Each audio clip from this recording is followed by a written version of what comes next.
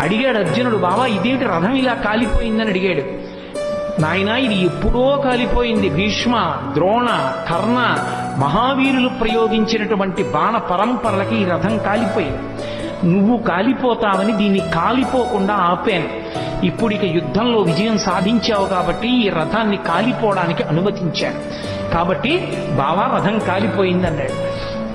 నిజంగా కృష్ణ పరమాత్మ యొక్క అండే పాండవులకు లేకపోతే గెలవగలరా?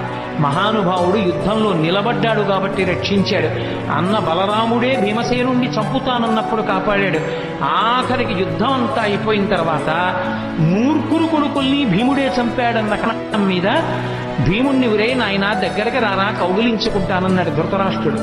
పాపం అమాయకంగా వెళ్ళిపోతున్నాడు భీమసేనుడు. చెయ్యి పట్టుకుని వెనక్కి లాగి, బావా నీకు తెలియదు కాసేపు పక్కనుండని ఇనప భీముని యొక్క విగ్రహాన్ని చేయించాడు.